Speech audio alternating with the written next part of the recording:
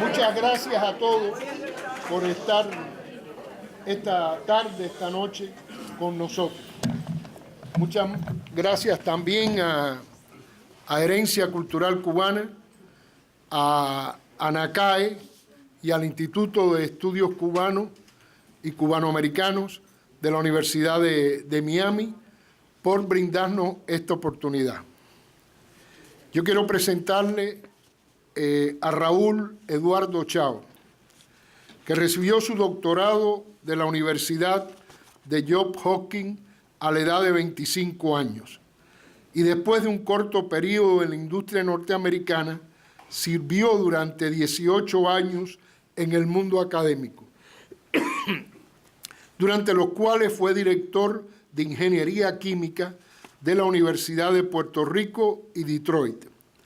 Ha sido consultor de la NASA y árbitro científico de las publicaciones de la National Science Foundation, así como presidente de The System Group, una empresa internacional de consultoría fundada en 1986 que se ha especializado en asistir a empresas y agencias gubernamentales a desarrollar ambientes positivos de trabajo y utilizar técnicas de mejoramiento de procesos como forma de asegurar mejorías en productividad y calidad.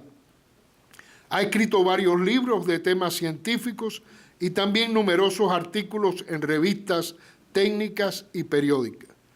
Vive con su esposa Olga, que lo ayuda muchísimo en los libros.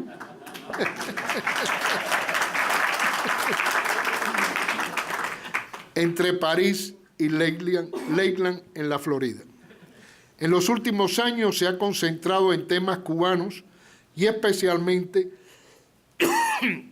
con novelas históricas como Contramaestre, Baraguá, Jimaguayú, también Poetas y Memorias de Cuba, Exile Cuba, Colonial Cuba.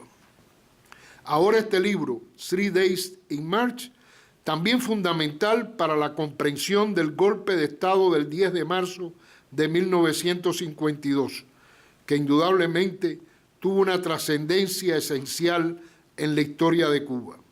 En este libro encontraremos con objetividad los eventos que tuvieron lugar entonces. En esta presentación, el señor Chao hará un comentario inicial que dará paso a un diálogo con nuestro invitado, Carlos Alberto Montaner, seguramente el analista político más importante que tenemos los cubanos en la actualidad. Con ustedes, el señor Raúl Eduardo Chao.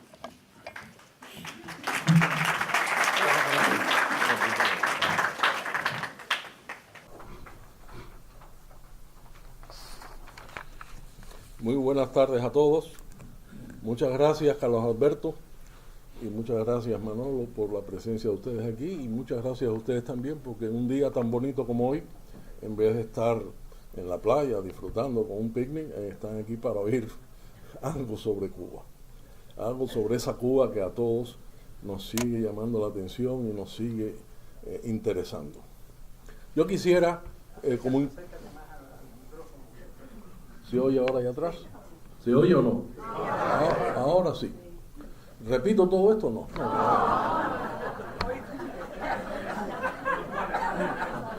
Bueno, yo quisiera dar una breve introducción a lo que es el libro y la razón por la cual este libro me llevó a mí unos cuantos años de trabajo, de entrevistas.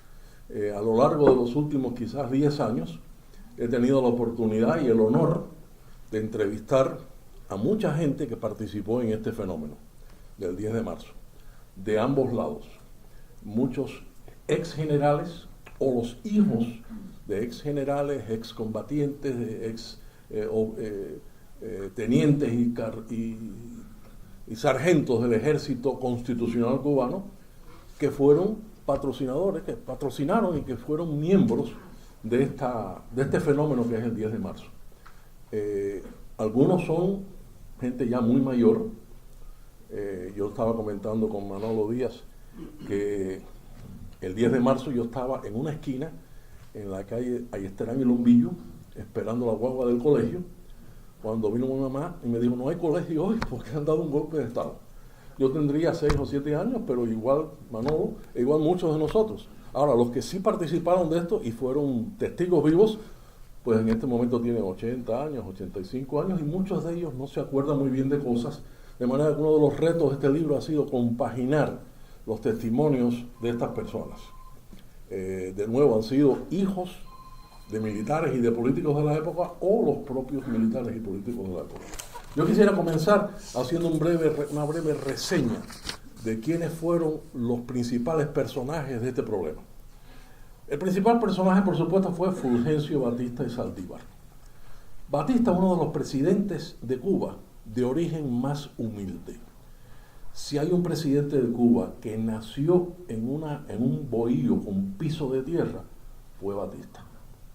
Los demás o tenían una clase media o eran gente de mucho dinero.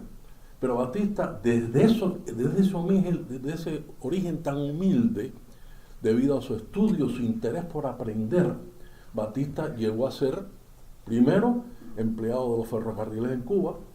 No luce muy técnico el término, pero era un chuchero. Era el que cambiaba las líneas de ferrocarril para que los trenes fueran a la derecha, a la izquierda o siguieran.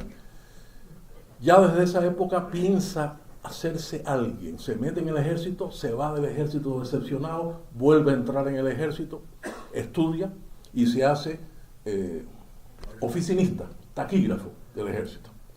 No cabe duda que tiene unas grandes dotes de líder, porque cuando ocurre el fenómeno del 33, la revolución del 33, que es una revolución en la cual participan los niveles bajos del ejército, de sargento para abajo, que no tienen posibilidad de progresar en el ejército cubano, porque todos los niveles superiores están copados por gente que habían sido veteranos. Cuando ocurre esa revolución en el 33, y además, debido a Machado, y ese segundo periodo de Machado que fue tan triste y tan sangriento, pues Batista es el líder de esos miembros del ejército que eran de sargento para abajo, y junto con Carlos Prío, que era el líder de la Universidad de La Habana de los estudiantes, entre los dos participan en la revolución del 33, no sabiendo que unos años después, 20 años después, iban a tener una colisión adicional cuando Fulgencio Batista le da un golpe de Estado a Carlos Prío. Pero en ese momento eran aliados. Prío moviendo a los estudiantes, Batista moviendo a los sargentos en la revolución del año 33. Batista, igual que Machado, es la historia típica de un gobernante que llega a creer que es indispensable y que él es el único que puede resolver el problema. E igual que Machado tuvo un periodo glorioso del 25 al 29. Machado se reelige, el segundo periodo fue funesto. Ya tiraron a alguien un cohete por ahí. Igual que eso le pasa a Batista. Batista tuvo una ejecutoria ejemplar desde el año 33 al 40. En el 40 sale electo por voto popular, después de haber estado 7 años poniendo y quitando presidentes y líderes en Cuba y haciendo muchas obras buenas. Se retira, vuelve entonces a dar el golpe de Estado y su segundo periodo como presidente es desastroso. Y es un periodo que se estudia aquí en el libro que es el 10 de marzo del año 52. Carlos Prío Socarrás es otro de los personajes de esta época. Carlos Prío Socarrás es un líder nato, nacido de una familia muy humilde, hijo de veteranos de la Guerra de Independencia. Su familia es tan humilde que su mamá tiene que trabajar hasta que ya era viejita como administradora del Colegio de los Escolapios de La Habana, donde yo tuve la oportunidad de conocerla, porque yo era un niño y ella era la que administraba el colegio en realidad. Prío era un líder nato, fue el líder de los estudiantes en el año 33, era el que movía a la Universidad de La Habana, movía la FEU, y es un hombre que sin lugar a dudas tenía una gran simpatía y un gran carisma. Él mismo se apoderaba el presidente cordial. Y en efecto, fue un presidente cordial y un hombre de grandes ideas liberales, un hombre que respetaba la ley, un hombre que creó muchas instituciones en Cuba, pero que no pudo combatir el gran pesar de Cuba en ese momento, que era la corrupción y el gangsterismo. Y debido a eso, pues ofreció una excusa para que ocurriera el 10 de marzo. Otro personaje de la época es Eduardo René Chivas. Yo estoy seguro que muchos de ustedes se acuerdan de Chivas, aunque lo hubieran conocido como niño, como lo conocí yo. Chivas, alguna gente dice, fue el Rasputín de la historia de Cuba. Fue un hombre que, debido a su gran devoción por la patria, por la honestidad, recuérdense que el lema de Chivas era una escoba para acabar con la corrupción. Debido a su fanatismo, Chivas se llegó a convertir en un demagogo. Y Chivas acabó con el prestigio que tenía el gobierno de Cuba, acusándolo de cuánta cosa había ocurrido y de cuánta cosa no había ocurrido. De manera que Chivas, que era un hombre de gran ejecutoria personal, no era de familia humilde, era de una familia de clase media alta. Chivas reblandeció, por así decirlo, la cultura política cubana hasta el punto en que deja el gobierno de Cuba en una posición muy endeble, separado por completo del pueblo. Ahora, la importancia de Chivas en el pueblo es tal que el entierro más grande que ha habido en Cuba fue el entierro de Chivas, cuando se dio un tiro al terminar un programa en la CMQ que él llamó el último aldabonazo. Otro personaje de la época, y voy a ser más breve ahora, es Eduardo Martín Elena. Eduardo Martín Elena era el director militar, el jefe militar de Matanzas. Un hombre honesto, muy honrado, un ciudadano ejemplar, un soldado ejemplar. Después del 10 de marzo, lo nombran presidente de la rayonería de Matanzas porque era un hombre de gran habilidad administrativa. Cuando se exila, la Brigada 2506 lo escoge como el jefe militar, pero no lo nombran porque dicen que estaba demasiado viejo. Para nosotros era un hombre que podía haber hecho algo quizás con la Brigada 2506 que no se logró hacer, pero esa es la historia de Eduardo Martín Elena, un hombre, uno de los pocos que se opuso al golpe del 10 de marzo y que le reiteró a Carlos Prío su lealtad con la Constitución y con el gobierno de Prío. Albert Foster, que aparece en la novela, es el agente del CIA en La Habana. Albert Foster es un graduado de Johns Hopkins, que desde finales de la Guerra Mundial, la Segunda Guerra Mundial, era el que informaba a Truman de todo lo que pasaba en el mundo. Albert Foster, cuando llega un momento de que los Estados Unidos tenían que tomar una decisión con respecto a Cuba, porque se sabía que Prío había ido hasta Guatemala y se había entrevistado con Jacobo Arbenz y con Jacobo Arbenz y el jefe militar de Guatemala, y los americanos deciden que estaban organizando el CIA, hay que mandar a alguien a Cuba para que deshilache todo esto y vea por qué Prío se ha ido a entrevistar con Jacobo Arbenz. Y ese hombre es Albert Foster. Y Albert Foster es el primero que le dice a Truman: las tropas del norte de Corea van a invadir el sur de Corea. De manera que es un hombre que estaba muy íntimamente ligado a los acontecimientos y era un gran agente del CIA. Y por eso lo nombran como el hombre del CIA en La Habana. Albert Foster estaba casado con una cubana y por eso muchas veces son las cubanas las que traen los inmigrantes para el país. Eso ha pasado con profesores universitarios y cuánta cosa hay. De manera que su esposa, que es Rudy Alonso, de una familia cubana muy vieja, se casan y vienen a vivir a La Habana. Es interesante dar a conocer que Ruby Alonso se convierte, debido a la influencia del CIA en Cuba, a través de Albert Foster, se convierte en la secretaria de Carlos Prío. Porque Carlos Prío le dice: Carlos Prior le dice a la embajada americana: necesitamos a alguien aquí que sepa traducir, que sabe escribir cartas, que esté al tanto de la cultura americana y de la literatura y de la historia, y que sepa escribir bien. Y ponen ahí como secretario a Rudy Foster, a Rudy, la esposa de Albert Foster. Fabio Grovar es el jefe de los comunistas en Cuba. Es el fundador, junto con Mella, del Partido Comunista Cubano. Y Fabio Grovar es uno de los integrantes de todo este fenómeno del 10 de marzo. Eusebio Mujal es el jefe de la CTC. Eusebio Mujal, cuya familia está en Miami en este momento, así fue un gran líder del CTC, pero desafortunadamente o afortunadamente Eusebio Mujal se movía por el lado en que el viento soplaba. Primero fue auténtico y después fue de Batista. Y es el que logra que los sindicatos en Cuba se mantengan apoyando a Batista después del 10 de marzo. Genoveva Pérez Dámera era general del ejército durante Grau. Prior no confía en él y lo sustituye a Ruperto Cabrera, pero Genoveva Pérez Dámera es uno de los grandes militares cubanos honestos, profundamente patrióticos. Genoveva muere en Miami siendo carnicero en Hialeah. No trajo una fortuna al exilio, y eso es encomiástico porque en aquel momento muchos miembros del gobierno traían fortunas al exilio.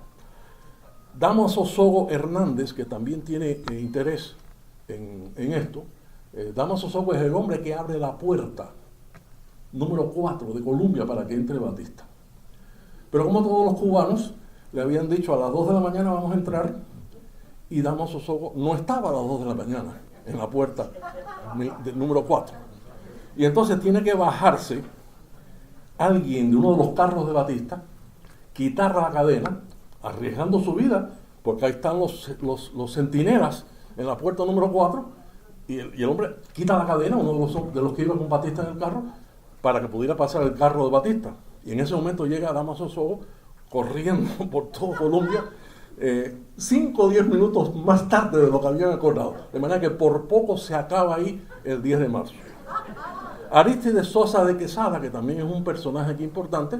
Arístides Sosa de Quesada es el militar, el general poeta de Cuba. El general poeta porque era más poeta que militar, y es el que escribe los estatutos constitucionales el 10 de marzo. Francisco Tabernilla es el viejo Tabernilla. Es el amigo de Batista íntimo, que Batista lo lleva con él en la caravana de 3 carros que entra en Colombia para dar el golpe de Estado, y después lo pone de jefe de la cabaña. Él había sido director militar de la cabaña y vuelve a ser director militar de la cabaña. Tabernilla termina con Batista el 1 de enero del 59, y hay la siguiente anécdota que yo he verificado, pero que no aparece por ningún lado, excepto entre la gente que me lo ha contado, y que son ya 2 personas de mi absoluta confianza. Tabernilla, el día 31 de diciembre, va a Colombia, al aeropuerto, para irse de Cuba, pero no quiere que las tropas sepan que él se va de Cuba. De manera que toda la familia se monta en el avión. A propósito, el avión que a Batista había reservado, porque Batista tiene que irse en un avión más pequeño. El avión que Batista había reservado lo ocupa toda la familia de Tabernilla. Tabernilla entonces se baja del avión, le dice adiós a la gente que está en el avión, viene a reunirse con los soldados que están allí viendo todo el escenario y de pronto mira el reloj y dice: tengo que recoger otra cosa en el avión. Sale corriendo para el avión, entra en el avión, se cierran las puertas y el avión sale. De manera que esa es la historia de Tabernilla. No sale en ningún lado, no está escrita en ningún lado ni documentada, pero no me extraña que sea cierta, porque 2 personas de mi absoluta confianza saben y conocieron la historia. Y por último, Quirino Uría. Quirino Uría es una de las personas más fieles a la honestidad y al juramento constitucional que había en Cuba. Quirino Uría pasó por todas las posiciones importantes del gobierno de Cuba en época de Prior. Fue general del ejército, el general mayor del ejército, fue el director de la Policía Nacional, fue el inspector general del ejército, y es el que está en Colombia a cargo el día que ocurre el 10 de marzo. Lo van a buscar a las 3 de la mañana a su casa y lo ponen bajo arresto domiciliario. Quirino Uría, igual que Genovevo, viene al exilio y trabaja en un banco, como director de un banco, y después se retira, un hombre humilde que no sacó un centavo de Cuba. Estos son los personajes principales. Ahora, ¿por qué se da el 10 de marzo? Bueno, el 10 de marzo tiene sus raíces en la tradición española que nos gobernó durante 400 años. Debido a las circunstancias históricas del momento, los españoles jamás se preocuparon por educar en Cuba o instruir en Cuba cómo se gobierna. Inclusive los pocos cubanos que fueron electos a las Cortes de Madrid, o los cogían presos, o los ignoraban, o los exilaban. De manera que nunca en Cuba hubo nadie durante 400 años de República Española que aprendió a gobernar. Cuando viene el final de la guerra del 98 y viene la intervención americana, ahí sí los americanos se empeñan en enseñarle a los cubanos a cómo gobernar. Y lo poco que sabían los cubanos de cómo gobernar es debido a la intervención americana que duró 4 años. En Cuba, en ese momento no había gente de primera línea, porque todos los soldados y los militares y los administradores y la gente que tenía posiciones de derecho importantes habían muerto. Murieron en la guerra como Agramonte en la guerra del 68, o murieron en la guerra del 95 como Martín, Maceo, los dos Maceo, etc. El único que queda es Máximo Gómez. Máximo Gómez, por ser dominicano, no quiere ser presidente de Cuba, de manera que no se postula para presidente. Y otro de los que queda es Calixto García, pero Calixto García, desafortunadamente, en una misión a Washington, coge pulmonía y muere en Washington. De manera que todos los hombres que quedan disponibles para la presidencia de Cuba y para el liderazgo del país son militares de segunda línea. José Miguel Gómez, Menogal,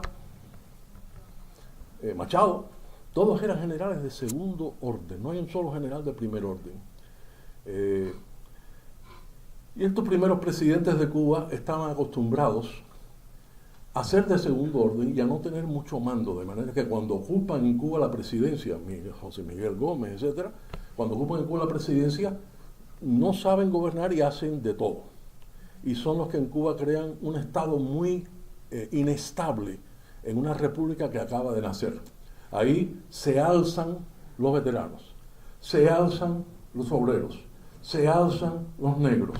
Hay un montón de alzamientos que demuestran que esa Cuba que llega hasta el año 33 es sumamente endeble e inmadura. En el año 33 viene Machado, que es otro general de segundo nivel, y Machado se reelige. Al reelegirse Machado, aquello es un desastre. Y se ocurre la revolución del 33. La revolución del 33 la llevan a cabo muchos militares de bajo nivel y estudiantes, que se acostumbran a tener una pistola arriba y a resolver los problemas con su pistola. Y de ahí surge entonces en Cuba un gangsterismo. Un gangsterismo que los auténticos, ni Grau ni Prío, pudieron evitar y combatir, y que acabó con el país. Les voy a mencionar algunos gángsters o gente que originalmente eran muy buenos y eran estudiantes y eran combatientes y que después se convirtieron en tahúres y en gángsters.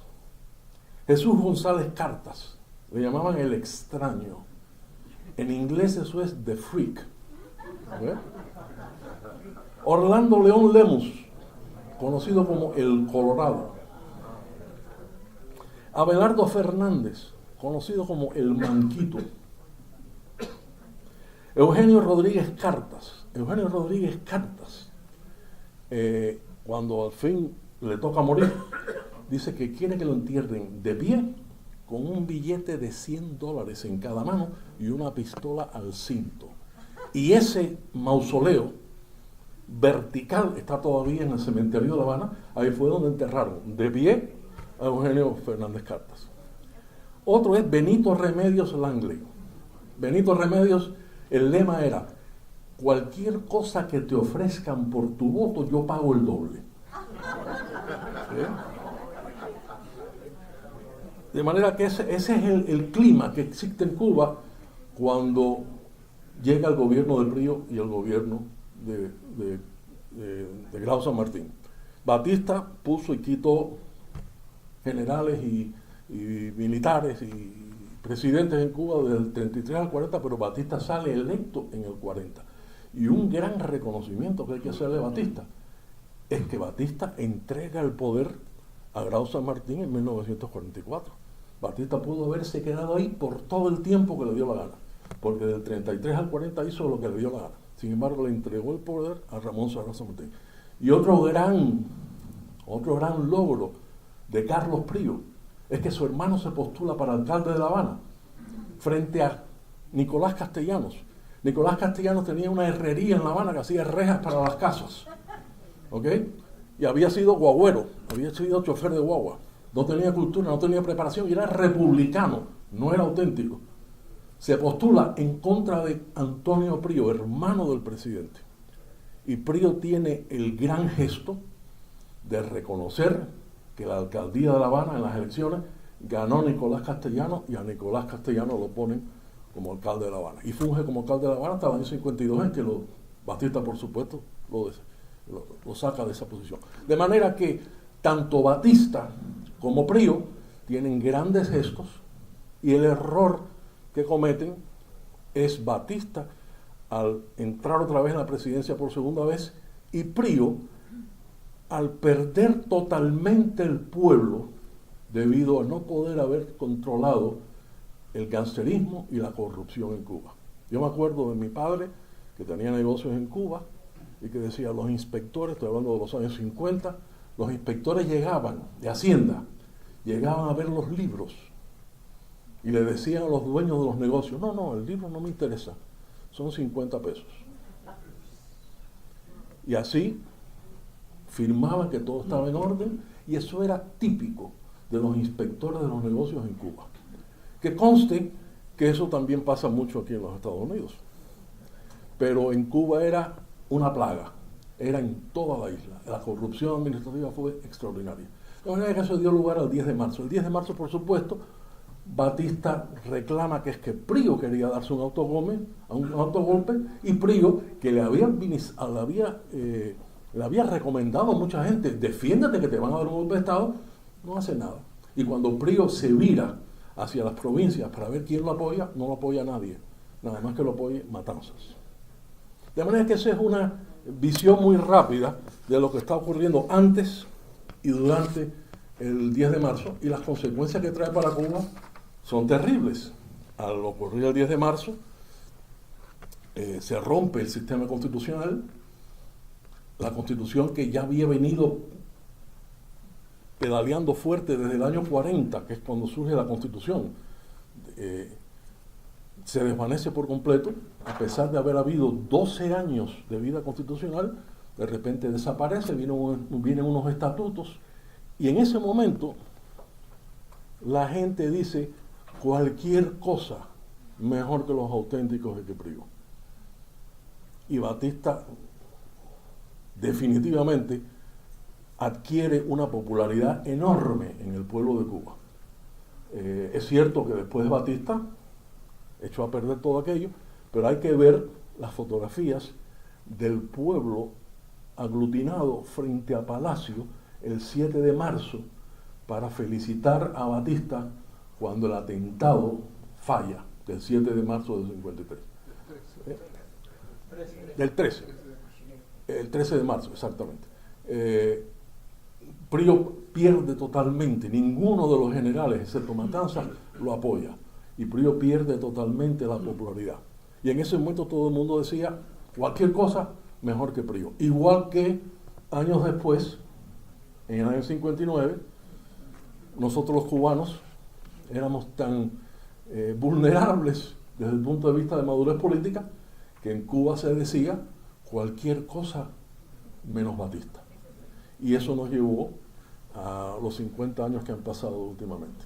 Muchas gracias. Le doy la palabra ahora a don Alberto.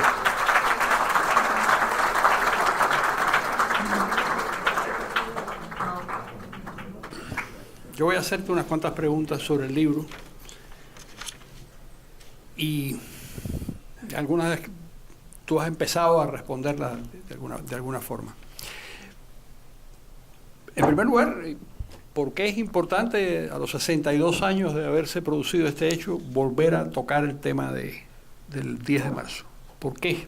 ¿Por qué crees tú que es importante? Porque es un vacío que existe en la historia de Cuba. No hay mucha gente que ha escrito sobre el 10 de marzo, la mecánica de cómo se dio eso, que es una mecánica, alguien me comentaba ahora, una mecánica ejemplar. Ahí estaba todo preparado, todo concebido, inclusive las últimas personas que sabían a la hora que iba a ser la entrada en Colombia y sabían el plan, Batista le cambia el plan a última hora y le dice al chofer, coge aquí a la derecha, vamos a entrar por la puerta. O sea que fue un plan estratégico definitivo.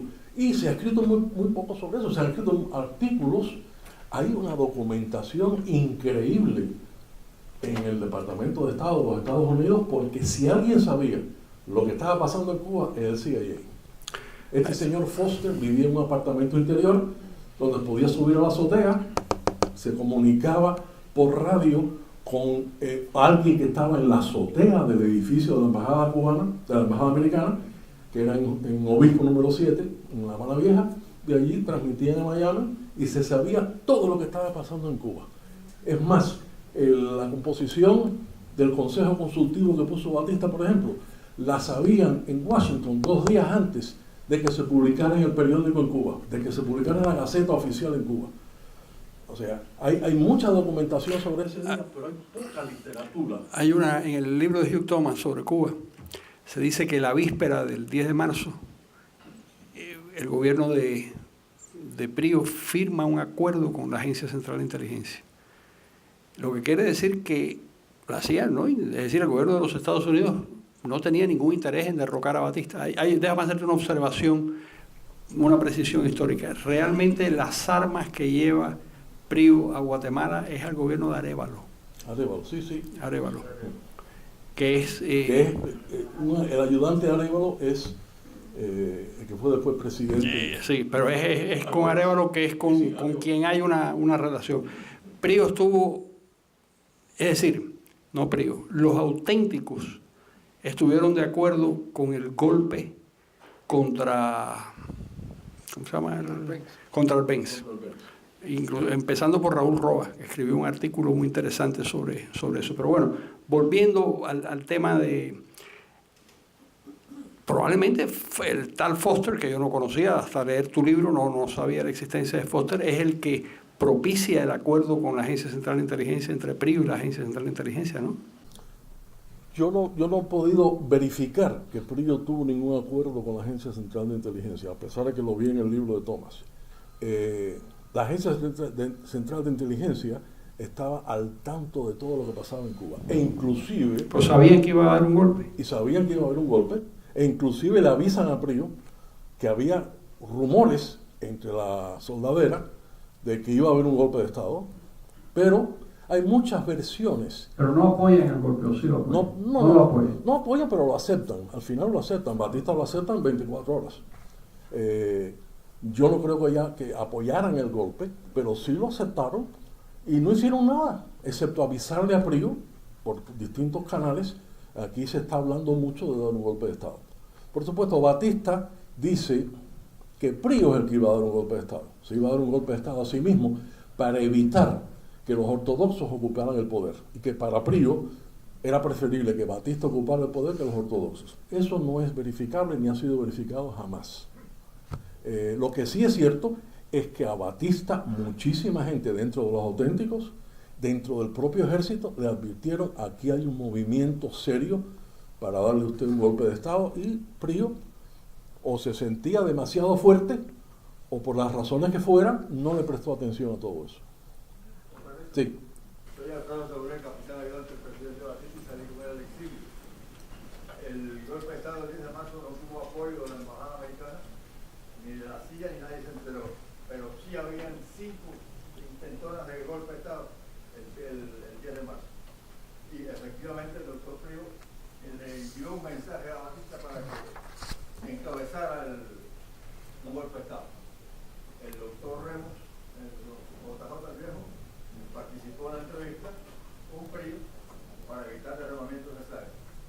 se pactó una entrevista en la biblioteca del Correo y el presidente Batista no quiso ir. No sé por qué. Tampoco yo tenía mucha información, yo era teniente cuando eso lo muy bien. Sadulé, ¿tu papá es el hombre que lleva a Batista en el coche? Sí, sí, pero Batista, como él señaló, se bajó del coche y fue que conducía al capitán Larrubia. La rubia. Que conocía el comandante, el campamento, como estaba estructurado. Y después fue el que arresta al general Cabrera. El general Cabrera le llevó a Batista 5 conspiraciones, a Prío 5 conspiraciones. Una la dirigía hasta Eufemio Fernández, otra el Aureliano Sánchez Arango, con gente de la aviación, otra la dirigía con 5 conspiraciones, una el 10 de marzo, otra no sé cuánto.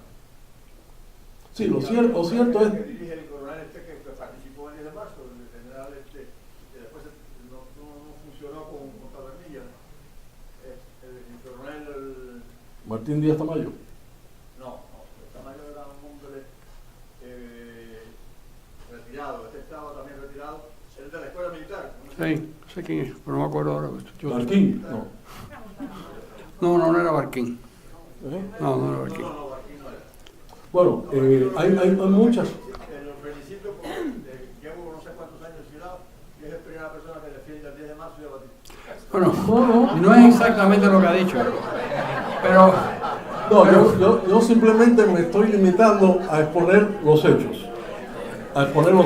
Y Batista, definitivamente, a pesar de sus errores, es un personaje importante en la historia de Cuba y es un hombre que por su liderazgo hizo grandes cosas en Cuba y después cometió el mismo error que Machado. Una pregunta, Raúl. De mantenerse en el poder. Vamos a seguir el orden, al final le hacemos las preguntas. Perdón, si puede esperar al ¿Qué final. dice lo que pasó? Después. No quiero, lo puedo llevar a él, me callo. Después terminamos, que con mucho gusto, además es interesante saberlo. Mire, yo he revisado todos los documentos habidos y por haber de la Embajada Americana. Todos. En la Embajada Americana, que estaba al tanto de todo esto, a través de este señor Foster, no menciona en ningún momento que Prío se había puesto de acuerdo con Batista para dar el golpe de Estado.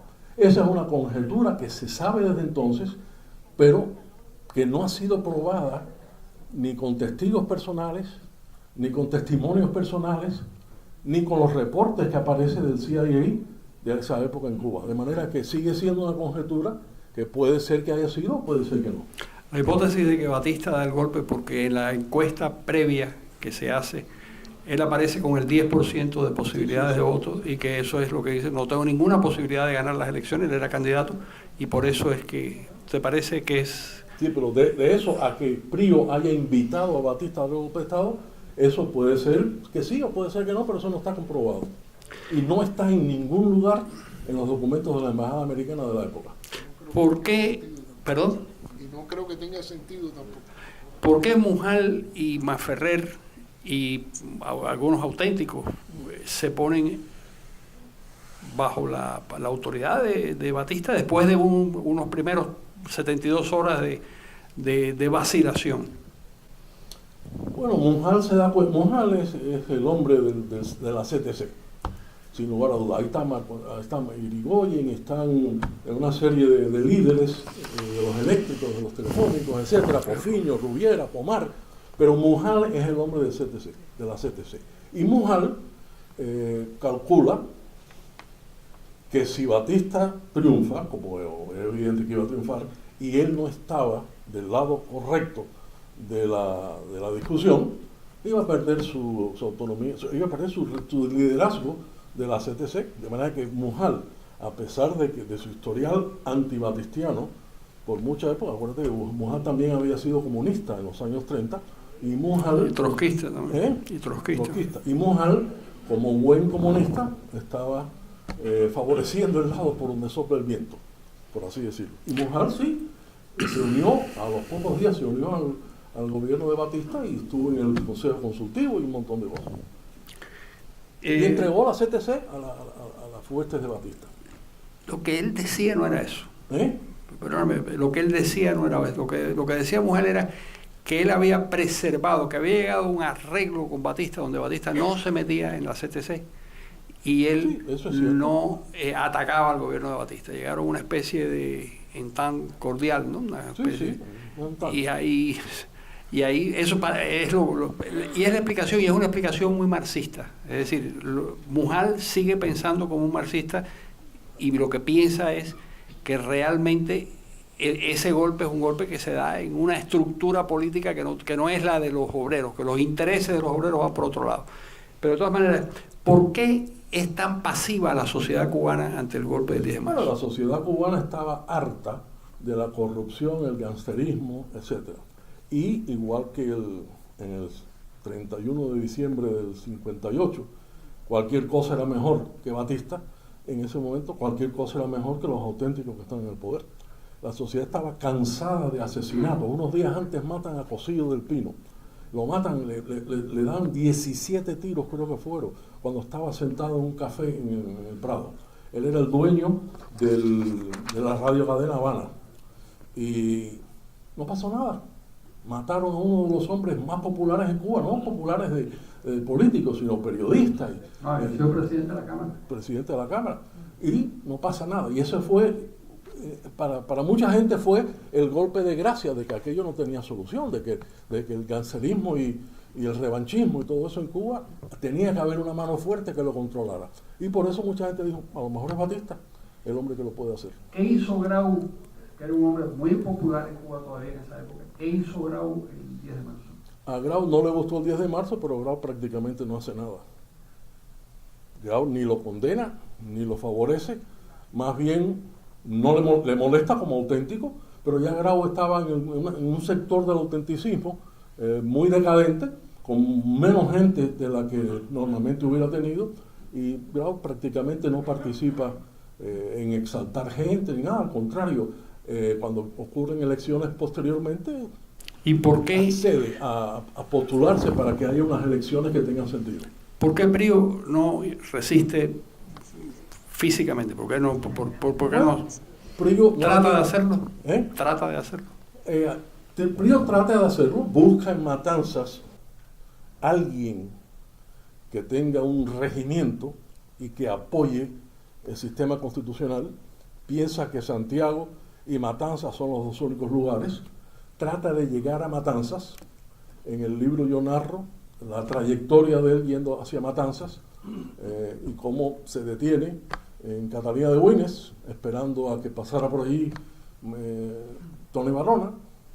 Tony Barona iba hacia las villas a buscar lo mismo que buscaba Prío, apoyo en el regimiento de las villas, y lo llaman y le dicen a Prío lo llaman y le dicen, las villas ya está rendida a Batista, lo único que queda es Matanzas.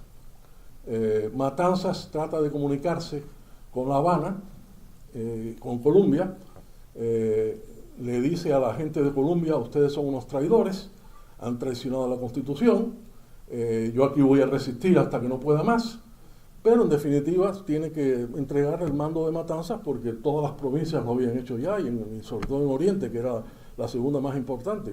Y después de Colombia, la unidad más importante del ejército cubano era la Cabaña, y la Cabaña estaba ya Tabernilla, de manera que la universidad ya estaba tomada. ¿Y la policía? La policía. Así Se que puso inmediatamente de acuerdo. Bueno, como tú eres un escritor de ficción también, y además mezclas la ficción y la realidad, ¿qué hubiera pasado si fracasa el golpe de Batista o si no hubiera intentado, o si no hubiera dado el golpe? ¿Qué hubiera pasado en Cuba? ¿qué hubiera pasado? Bueno, posiblemente hubieran fusilado a Batista. Había mucha gente en Cuba que quería fusilar a Batista, no ahora, desde el año 33. A Batista le tiende una redada para que en casa de Sergio Carbó, Grau lo defina como un traidor y hacerle lo mismo que le hicieron a Robespierre.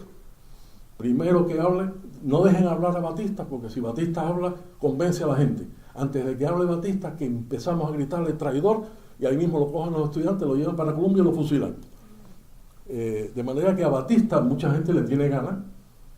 Eso es después del 4 de septiembre, lógicamente, ¿no? Eso fue después del 4 de septiembre. Claro. Pero, no, eso es después del 4 de septiembre, estando ya... No, perdón, eso fue en la EPSI, eso fue en la época cuando estaba funcionando la pentarquía. Ajá. Pero Sergio Carbó es el que lo hace coronel. Sergio Carbó es el que ordena a Batista como general del ejército, eventualmente. Sí. Por una razón muy Ahora, extraña. déjame aclararte que no es una mezcla de ficción con historia. Una novela histórica toma los datos verificables y que se conocen históricamente, académicamente históricos. Y le inserta personajes Y falsos. se encuentra un montón de baches, un montón de vacíos. Bueno, ¿y qué pasó? ¿Qué conversación tuvieron estos dos?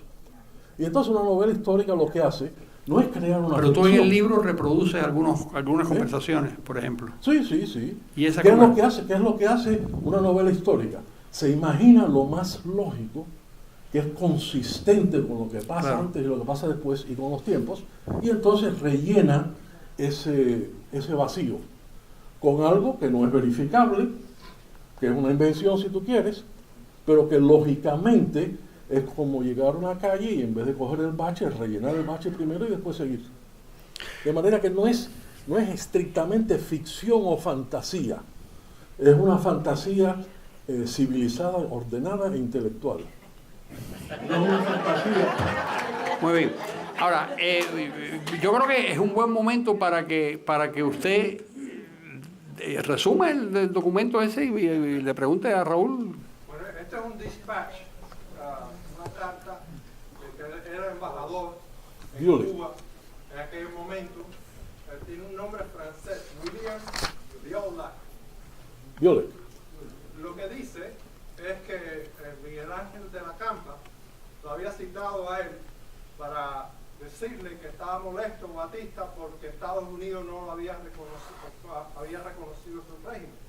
Eso era el día 22, se reunió con el señor de la Campa y entonces en esta carta al Departamento de Estado, a sus jefes, que está clasificado como secreto, le dice lo que pasó. Le dice, aquí dice que Washington no sabía lo que estaba pasando y que estaba molesto porque no lo habían consultado.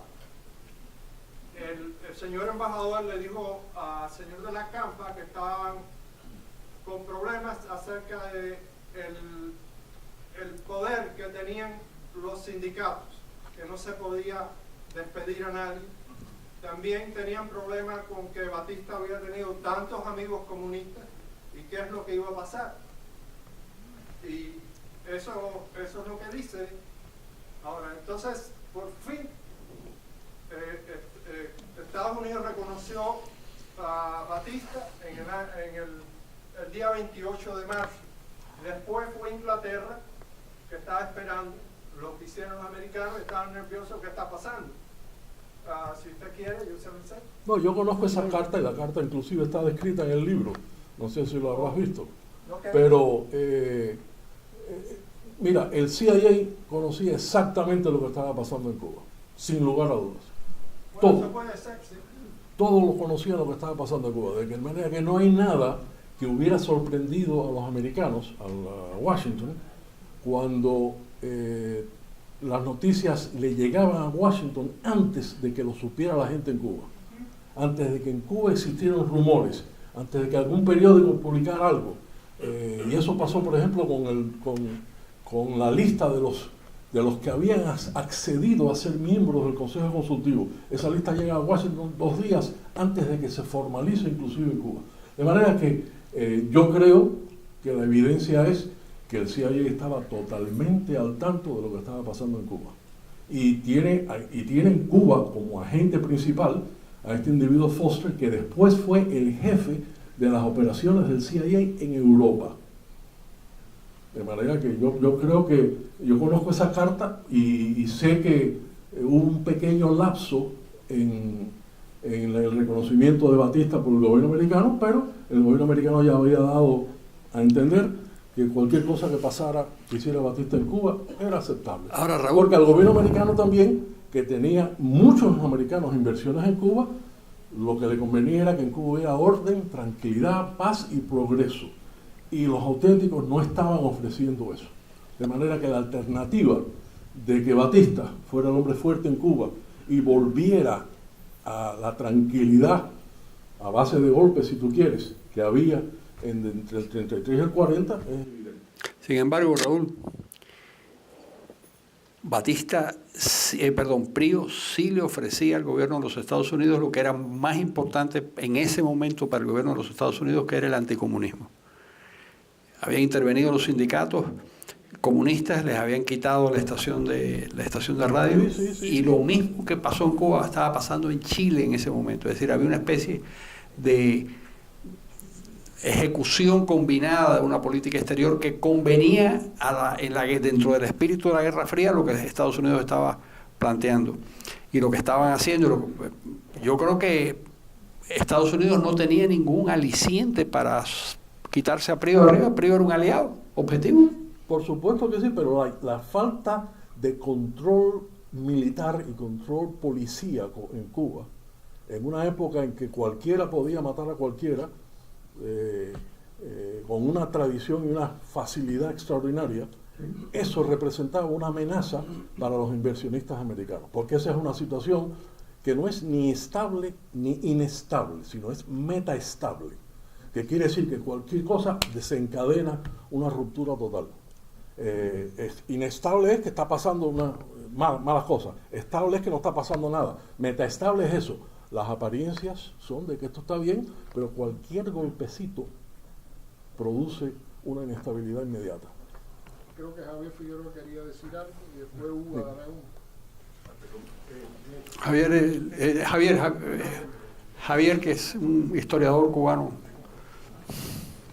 Varias cosas aquí con esto de Estados Unidos. Es muy interesante. El 15 de febrero de 1949, la embajada americana se entera de que Genovevo Pérez Dámera quiere darle un golpe de Estado a Prío. Y el attaché militar va a visitar a Genovevo y le dice: el gobierno de Estados Unidos respalda al gobierno de Prío. Sí. Y usted lo que debería hacer es salir y hacer unas declaraciones a favor de Prío. Y esa tarde Genovevo sale y hace unas declaraciones a favor de Prío, y poco después Prío lo saca y pone al general Cabrera. Traigo esto a colación porque es muy distinta la reacción de la embajada con el 10 de marzo. Yo creo que ahí yo quisiera explicar un poco lo que tú decías, Carlos Alberto, sobre. Yo no he encontrado evidencia, quizá usted sí, yo no he leído su libro. Es posible que la CIA lo supiera, pero no le informó al presidente. Al presidente Truman. A Truman. Quien le informa al presidente es Tim Nacho, que era el secretario de Estado, hizo el informe el día 11. Y le dice: en Cuba ha habido un golpe de Estado, y casi dice que Prío se lo buscó. Con esto, porque le dice algo así como he's laying the foundation of this coup. O sea, ¿y por qué? El gran disgusto del gobierno de Estados Unidos con el gobierno de Prío es precisamente la CTC. La cantidad de huelgas que se están dando en Cuba, paros de todo tipo, y Estados Unidos quiere que eso se detenga, porque... Un poco lo que dice Raúl también, ¿no? Sí, en ese sentido. Es decir, lo que quiero con esto señalar es que yo no he encontrado evidencia. Yo estudié hasta ese momento, hasta el 10 de marzo, yo estudié los auténticos, y me encontré con el 10 de marzo y no encontré evidencia. Quizás también después se haya desclasificado más y yo no tuve la oportunidad de verla, pero no encontré evidencia de que sabía que iba a haber un golpe. Pero una vez que se da el golpe, lo acepta. Le ponen un poco de presión por lo de los comunistas, porque como Batista había sido aliado del Partido Socialista Popular, pues entonces quieren ver que se defina esa cosa, y sobre todo que le garanticen que van a controlar la CTC. Y ahí viene el pacto con Mujar, porque Mujar lo que va a poner es disciplina, va a intentar disciplinar, esa es la idea, la CTC, y entonces aceptan el golpe. No lo proponen. ¿Cómo lo aceptan también los hacendados, los colonos, sí, los industriales? porque había una gran desesperación o un gran descontento, vamos a ponerlo así, con la política laboral de los docentes, sobre todo en tiempos de Prío. Ya el gangsterismo ha disminuido mucho, era mucho peor en épocas de Grau que en épocas de Prío. Si es verdad que viene el asesinato de Cosío del Pío, pero no era una cosa tan grave. Una observación histórica. El asesinato de Cosío del Pío se produce precisamente por el fin del gangsterismo. Prío hace un pacto con los gángsters. En ese pacto con los gángsters nosotros les vamos a dar unos privilegios económicos a cada uno de los grupos y les da unos privilegios económicos. Bueno, ese pacto lo hacen los gángsters con el gobierno de Grau. El gobierno de Grau los nombra a casi todos a posiciones oficiales en el gobierno. Pero dejan fuera a un grupo de excombatientes de la Segunda Guerra Mundial que son gángsters. Y para acreditarse, que es una cosa asombrosa y terrible, para acreditarse como merecedores de formar parte de ese pacto, matan a Cosío del Pío. Y después se tiene que ir de Cuba la persona que lo mata. Tiene que escapar de Cuba. Bueno, con relación a lo que decías... Una cosita que tú mencionaste que hubo un tratado o algo... Un acuerdo, eso es lo que dice Hugh Thomas, yo no sé. El 7 de marzo se firma entre Cuba y Estados Unidos un tratado de asistencia mutua como parte de el Pacto de Río. Lo firman el 7 de marzo. De asistencia A lo mejor a eso es a lo que se refiere Hugh Thomas. Que no es así exactamente, pero sí es el Pentágono. Bueno, Genovevo Pérez es un hombre de Grau. Grau es el que pone a Genovevo como jefe del ejército. Prío nunca estuvo de acuerdo con Genovevo Pérez y está buscando la forma de salirse de Genovevo. Y ahí es cuando inmediatamente que asume el poder busca la forma de poner a Ruperto Cabrera como general del ejército y sacar a Genovevo, que Genovevo no le era leal a él. Genovevo ya se había apuntado en la época de Grau muchas cosas positivas, como por ejemplo negarse a utilizar los fondos que tiene el ejército para desayunos escolares en las escuelas cívico-militares, recoger esos fondos y dárselos a los periodistas. O sea, se negó a que eso ocurriera. ¿Perdón? Se negó a que eso Genovevo se negó, que como jefe del ejército dijo, no, estos fondos son para desayunos y no son para darse a los periodistas. Y de ahí suben en Cuba una frase que se hace famosa, que es: a la prensa se le paga o se le pega. Y Genovevo no aceptó pagarle, y entonces la conclusión es que le pega. De manera que, vaya, el hecho de que el CIA sabía todo lo que estaba pasando en Cuba es incontrovertible. Yo creo que hay muchas pruebas de eso. Y la conexión entre Beolac, que es el embajador americano en Cuba, es con Dean Acheson, que es en ese momento el secretario de Estado de los Estados Unidos. Es difícil que Dean Acheson no tenga acceso al presidente Truman y al gabinete completo del gobierno americano para darle a conocer lo que estaba pasando en Cuba, cuando recibían reportes prácticamente todas las semanas, estatus de todas las cosas que estaba pasando en Cuba. Yo creo que Hugo quería decir, Sí, y después un señor... Me ha extrañado que en su exposición usted apenas ha mencionado que había unas elecciones, unos meses bueno. después, y en la prensa, el 23 de marzo, si mal no recuerdo, en Bohemia, empiezan a salir artículos. Hay uno de Rumbé Rumbao, que era de la Acción Católica, hay uno de Paquisazo, sobre la sorpresa que produce el golpe en medio de un clima electoral. O sea, aquí no estamos hablando de que porque la gente no quería Prío se iba a ir, iba a haber unas elecciones, había un candidato ortodoxo y un candidato auténtico, y uno de los dos que no hubiera Prío era el que iba a ser presidente. De manera que no veo aquí...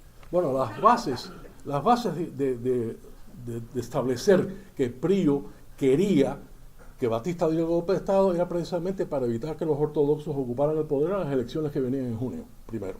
De manera que quizás no lo mencioné aquí, pero está mencionado en el libro como la razón por la cual surge el rumor ese o la interpretación esa de por qué Prío prefiere a Batista que a los ortodoxos en el gobierno y hace un pacto con Batista de algún tipo, cosa que no tiene ninguna verificación. Pero otra cosa que me parece más importante es que yo he escuchado, y cada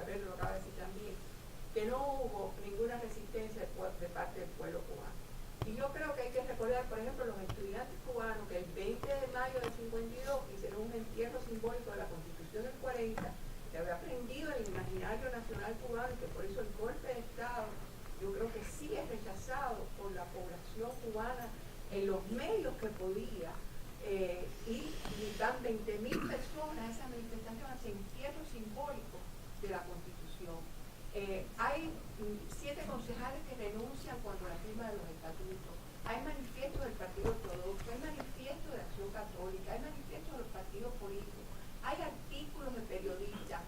Yo no sé, yo me he revisado todas las bohemias del 52 al 59 y yo encuentro en el 53, en el principio del 53, el primer mártir contra la lucha contra Batista, que fue Rubén Batista, que no tenía, no Rubén, otro de apellido Batista, pero que no tenía. Rubén, se llamaba Rubén. Batista, pero que no era. No tenía nada que ver. En mi opinión, esa cosa que se repite y se repite, que el pueblo cubano no reaccionó de ninguna manera, o que no hubo protesta, o que no hubo un rechazo el 10 de marzo. No, la falta de rechazo al 10 de marzo es inmediatamente después del 10 de marzo. Una de las cosas que... El 23 de marzo ya hay en Bohemia artículos protestando ante que los Estados Unidos... Mire, Batista logra establecer un consejo consultivo en vez de para sustituir a la legislatura en Cuba, donde están los principales periodistas, profesionales, médicos, abogados, ex jueces, un montón de gente importantísima. Y aquí en el libro está, primero, la carta que el CIA le envía a Washington con la lista completa, y también está entonces la lista que publica el gobierno de Cuba 2 días después. Usted mira esa lista y se dan cuenta que ahí están las fuerzas vivas de Cuba. Que después, el año siguiente, o 2 años después, o 4 años después, hubo un rechazo al 10 de marzo, por supuesto. Pero inicialmente, ya sea por la sorpresa que fue, que para el pueblo fue una sorpresa, para los que estaban en el mundo político y los que eran insiders, no fue tal sorpresa. Pero para el pueblo sí fue una sorpresa. Yo estaba, como le estaba diciendo, en la esquina esperando la guagua del colegio. Y entonces fue mi mamá la que vino, no, hay un golpe de Estado, no hay clases. Nadie se esperaba ese golpe de Estado. Los colegios no habían cerrado, no había ninguna precaución, y Prío no había tomado ninguna precaución tampoco. Prío estaba en la Chata. De la Chata tiene que venir a Palacio. No llega a Palacio hasta las 8 de la mañana. Perdón, y a Palacio llegan los estudiantes a darle apoyo. A Palacio llegan los estudiantes. A Palacio llegan los estudiantes de la Universidad de La Habana, y Carlos Prío le dice, aquí no hay nada que hacer. No, pero. Cuando llegan a los estudiantes a Palacio, se reúnen, y aquí en el libro está una fotografía de esa reunión. Y Prío les dice, aquí no hay nada que hacer. Váyanse tranquilos, los estudiantes se van por la Universidad de La Habana, la autonomía universitaria no sirve ya para nada. Un segundo, porque aquí hay un señor... Sí, otra pregunta. Ese es el problema de hablar de un tema del que todo el mundo sabe algo. De todo. Brevemente, todo está muy bien presentado, pero creo que es la versión, como dicen los americanos, políticamente correcta, que hay ciertas cosas con que difiero, a lo mejor por mi afinidad con el capitán de Andrade, el cristiano, pensaba que era el único que quedaba, pero creo que sí.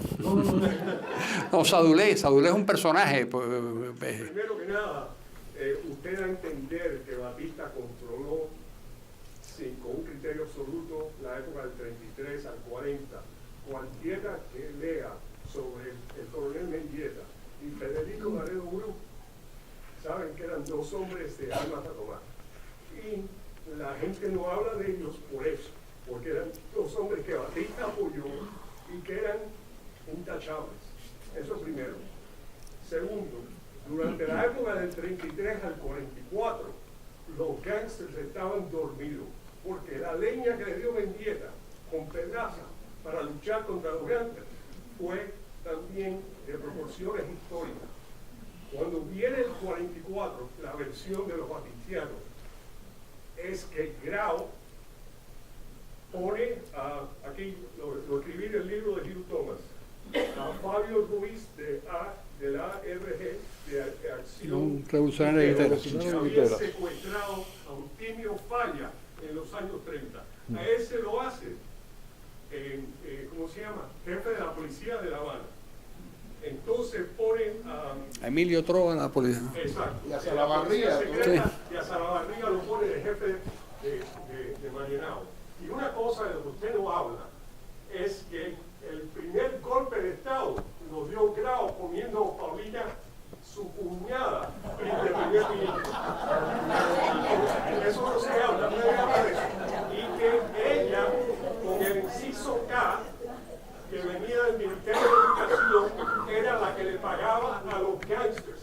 Y el mismo Grau admite que de los, no se sabe cuánto dinero se robó el ministro alemán que compró P.B. King, hizo el estadio de Miami, no se sabe cuántas cosas. 200 millones.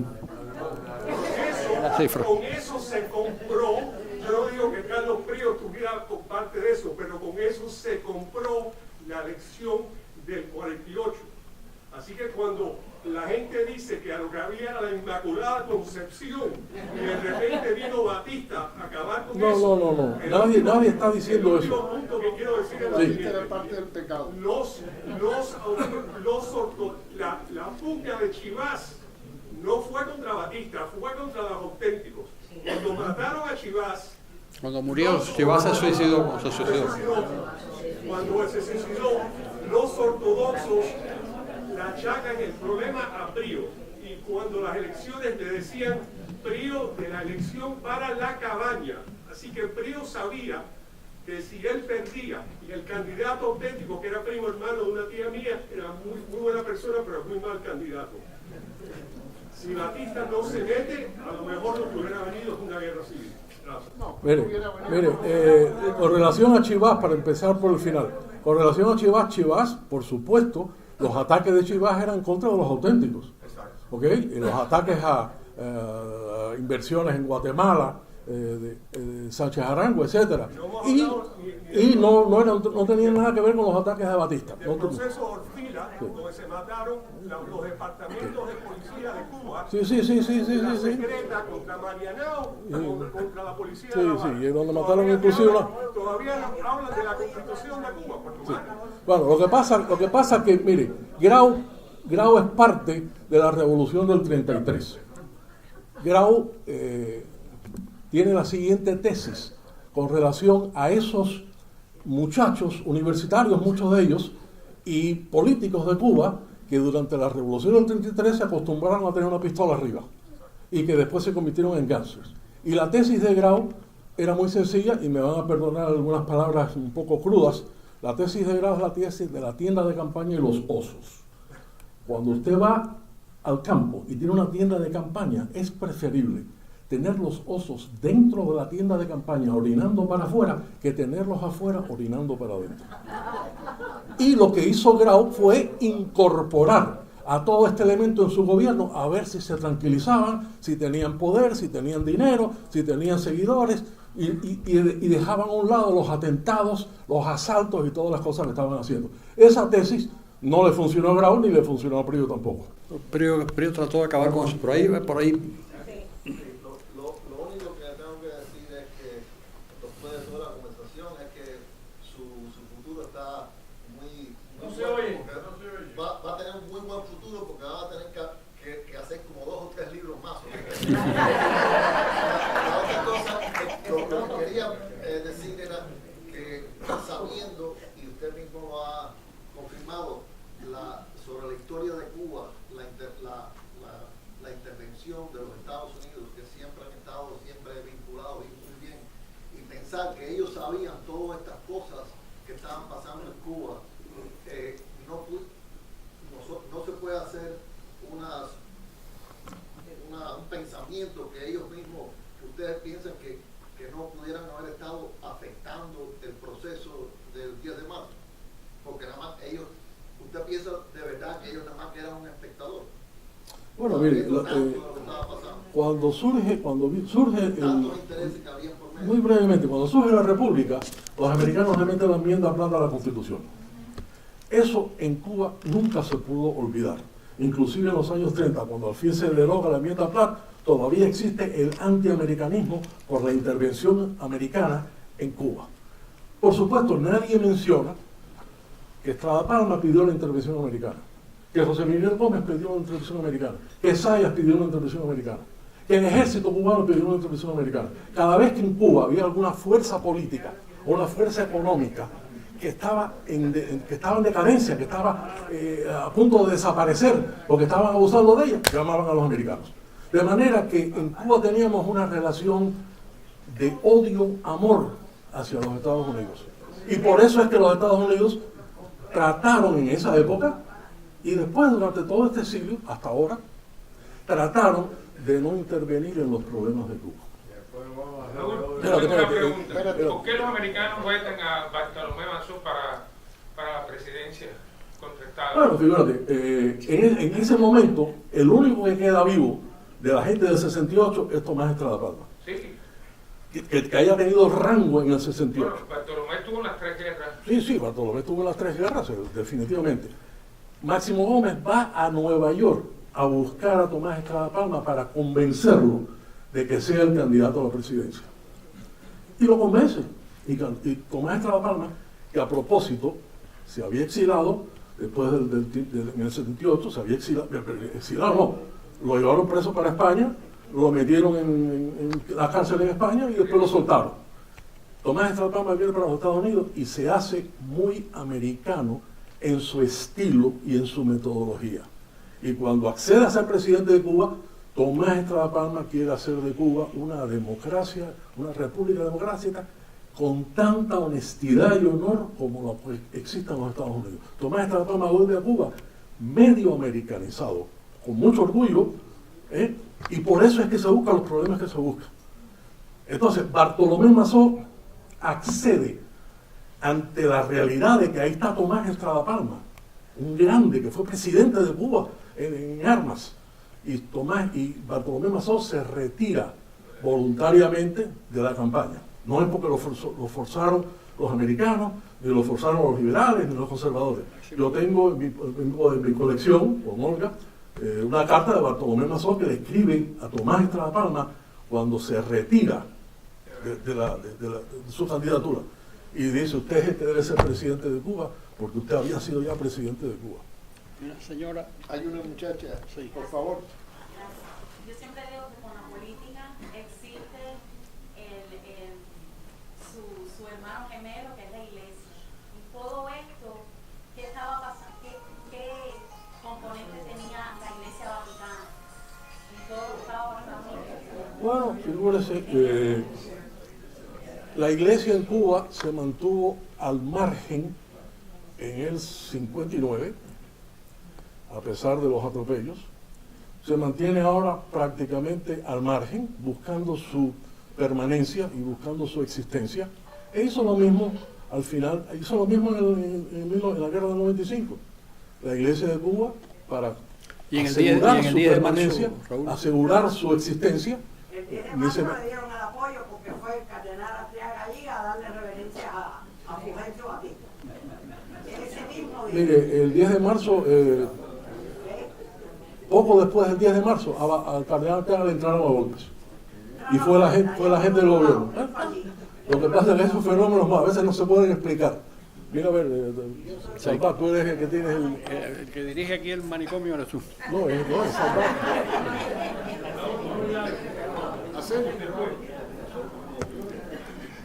Raúl Masvidal. Una curiosidad. ¿Usted cree o hace investigar? ¿Cuánto tiempo de anticipación usted cree que Batista planeó el golpe del 10 de marzo? ¿Cuántas personas habrán participado en la conspiración con Batista de reclutar a los militares? Solamente quisiera por ver si puedo recuperar un poco la fe en los cubanos mantener un secreto. Porque llevamos 70 años aquí y no podemos mantener un secreto. En la página 242 del libro está la lista de los militares que participaron en el 10 de marzo. Empezando por Alberto del Río Chaviano, no la voy a ver completa, y terminando con Roberto Fernández Miranda. Y son 2, 4, 6, 8, 10, 12, 14, 16, 18, 20, 22, 24, 26, 28 generales y oficiales importantes del ejército que estaban dentro de la conspiración. Mire, yo era un guajirito de Camagüey estudiando en La Habana el 8 de marzo. O tu padre era el gobernador de Camagüey, ¿no?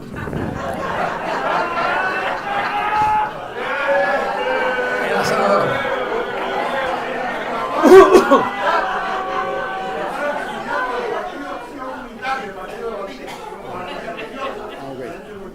No era el gobernador. Okay. El 8 de marzo mi papá va a La Habana a reunirse con Batista. A cuestiones de la campaña, lo que fuera, ¿no? Batista no lo recibe porque cuando llega a la casa de Batista había una serie de militares afuera. Mi papá, muy decepcionado, me va a buscar en el colegio, me lleva para Camagüey, choca yendo para Camagüey, me parte un brazo. Así que, Tú eres una de las víctimas del 10 de marzo.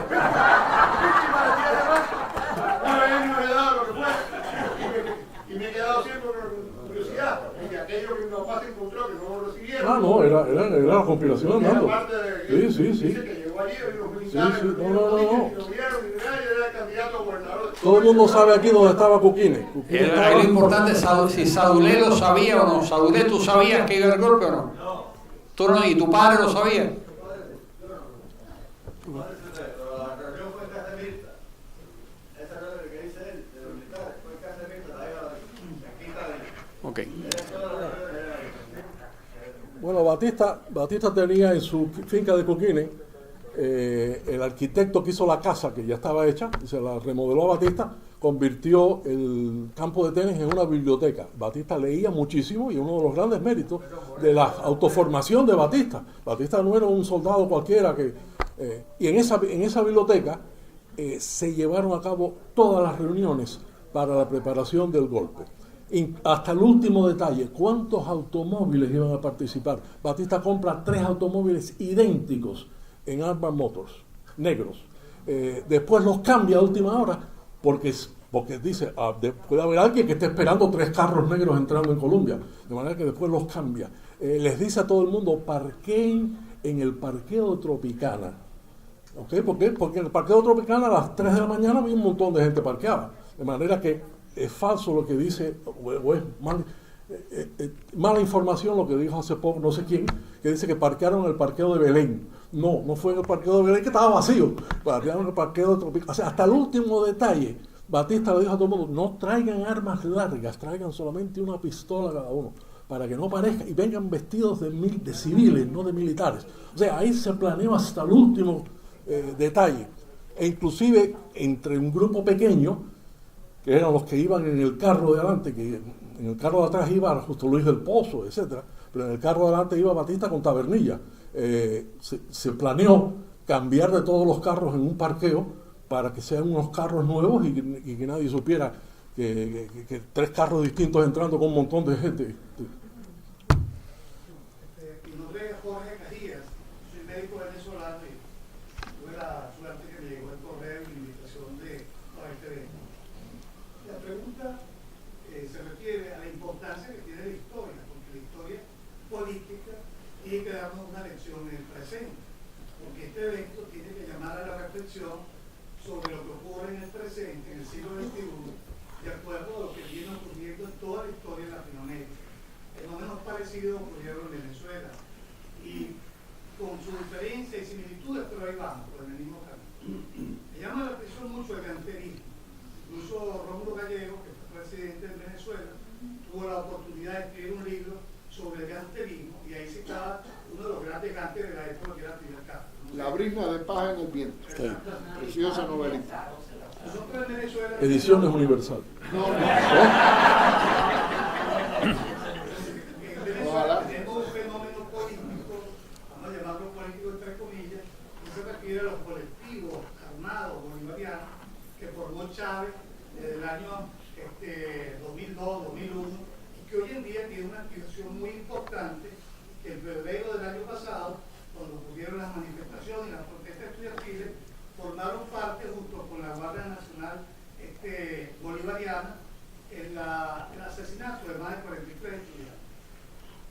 Me pregunto usted como historiador y como hombre que lleva pues, el pulso de la historia de Cuba y por tanto de llevarlo de Latinoamérica, ¿cuál es la similitud y la diferencia entre esos colectivos armados del siglo XXI que hacen vida política en Venezuela y la que la época del 23 en adelante, Gánter en la vida política de Cuba? Buena pregunta.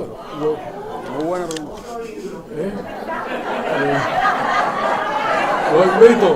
Yo invito a Carlos Alberto, que es el erudito aquí, a que tome esa idea. No, yo creo que es muy buena, yo creo que la idea es muy buena y creo que los venezolanos, cuando logren sacarse de arriba a estos energúmenos que gobiernen, van a tener un gravísimo problema con esos miles de personas armadas que están acostumbrados a vivir de la violencia y del chantaje. Eso va a ser un gravísimo problema y tendrán que enfrentarlo.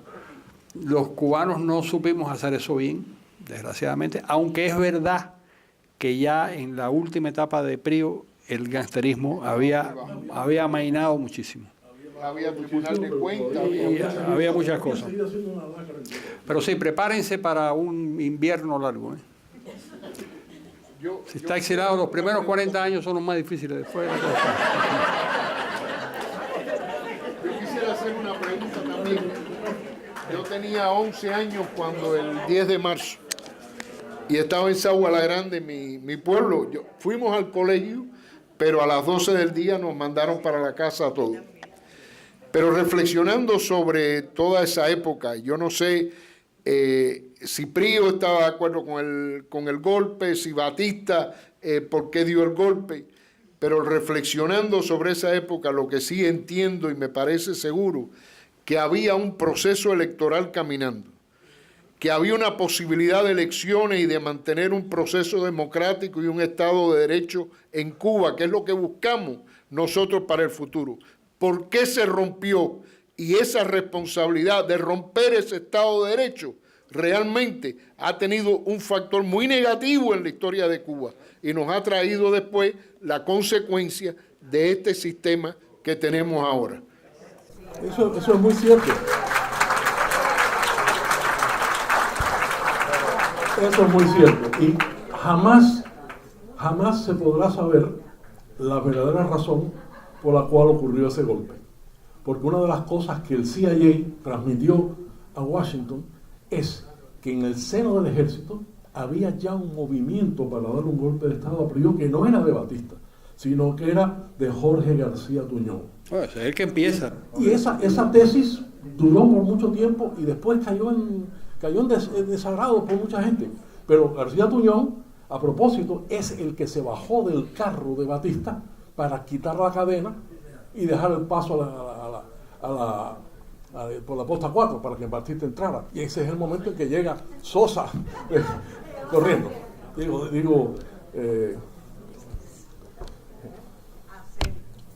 Hacer. Bueno, hacer. No, yo no quería hacer una pregunta, solamente un comentario sobre el género que Raúl domina con brillantez de esa novela histórica.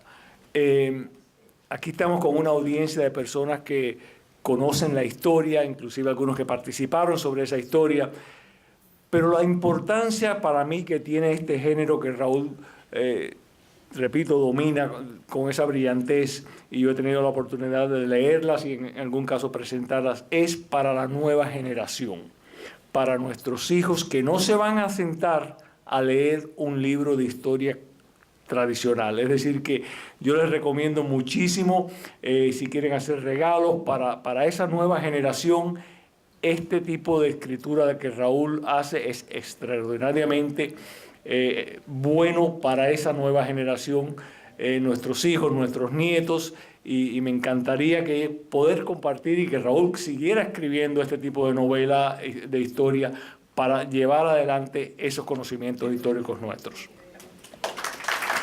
Sí. Bueno, a ver, perdón. Sí. Bueno, yo, mi nombre es Federico Custignani. Yo no he estudiado el asunto, pero quería dar mi opinión muy prejuiciada, porque yo viví intensamente aquella época. Soy viejo suficiente. No se oye nada. Viejo suficiente para haber tenido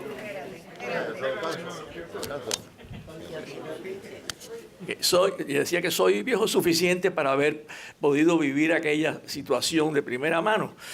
Y como cosa muy personal, anecdótica, les diré que las elecciones eran el 1 de junio de 1952, o sea, 2 meses y medio antes del golpe.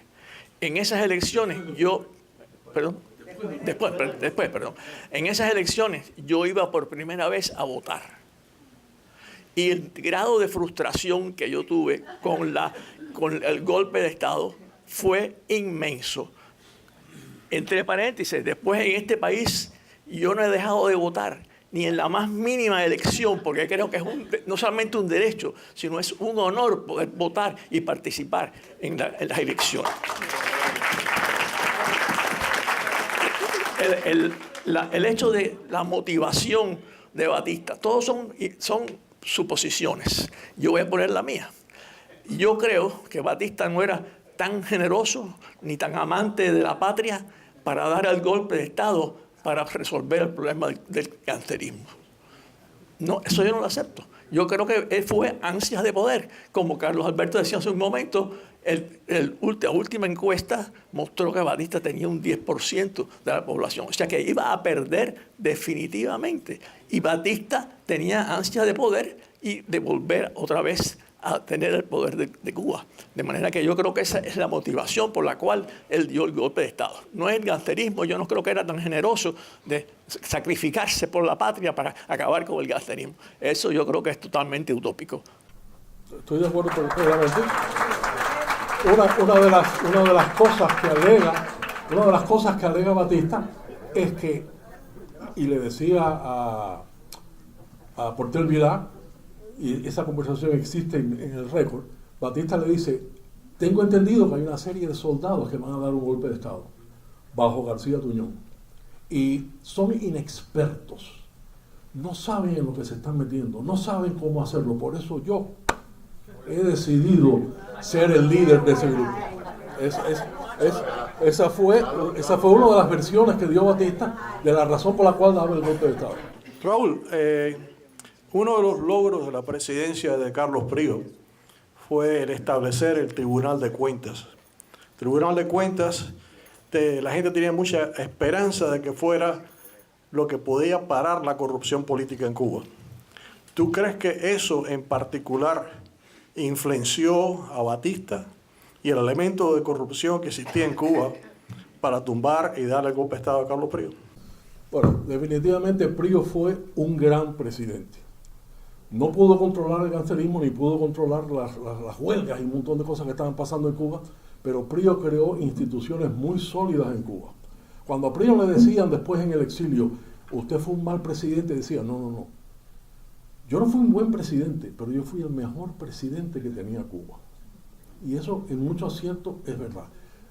Portel Vilá, que es uno de los grandes historiadores cubanos, que tiene 30 o 40 volúmenes sobre la historia de Cuba de muchas épocas, hizo una lista de por qué Prío, una lista de eventos y de hazañas y de cosas que hizo Prío, que son suficientes para considerarlo uno de los mejores presidentes de Cuba.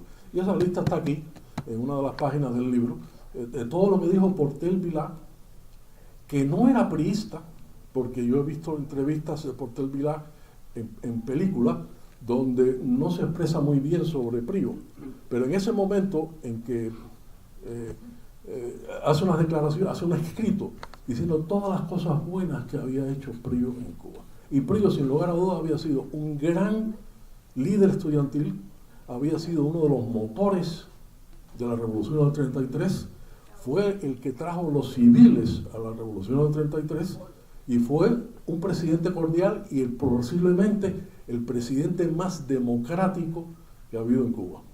Y los invito a que lean el discurso de Carlos Prío el día que inaugura el sepulcro de Martí en Santa Ifigenia.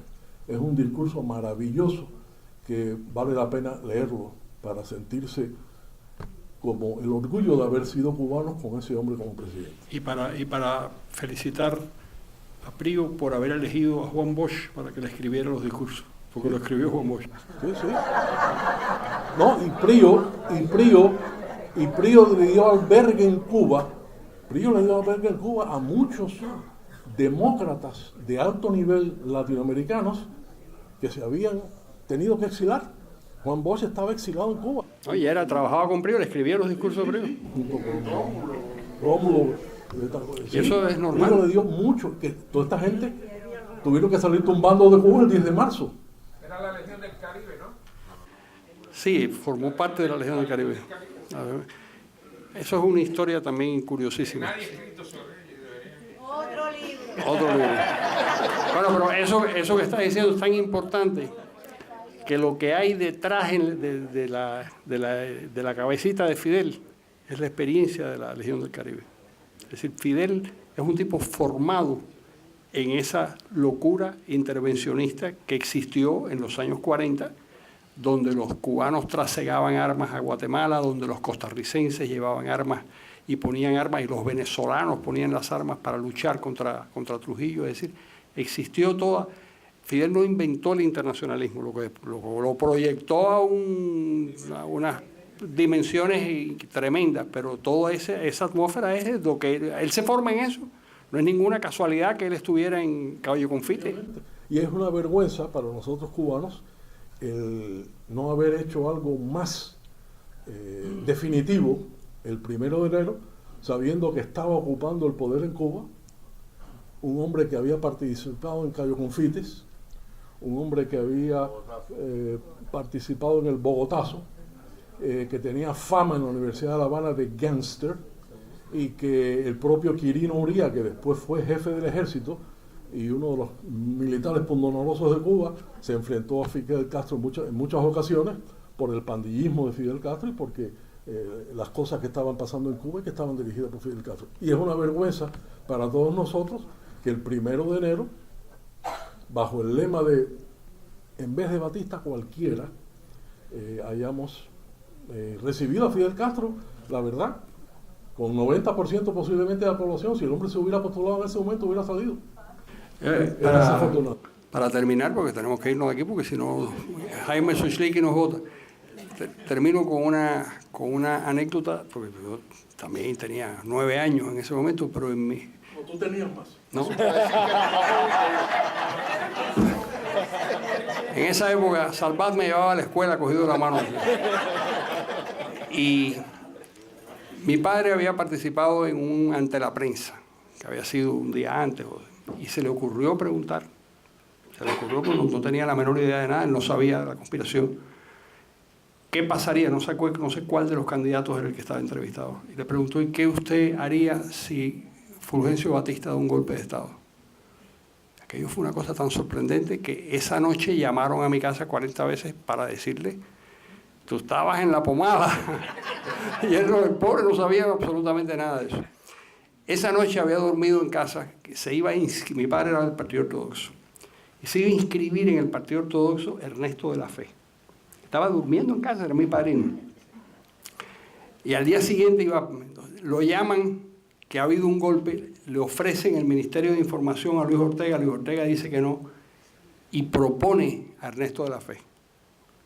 Y Ernesto de la Fe no llegó a entrar en el Partido Ortodoxo porque salió de la casa para ocupar ese Ministerio de Información inmediatamente.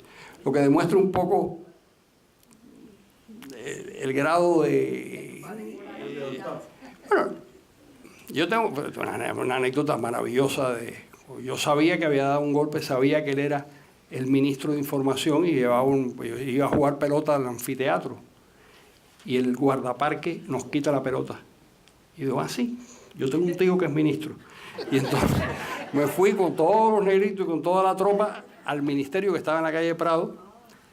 Yo quiero ver a mi tío, a mi padrino. Dice, ¿quién es tu padrino? Yo, un niño, 9 años. Me han robado la pelota. Llame a mi padrino ahí. Llaman a Ernesto de la Fe.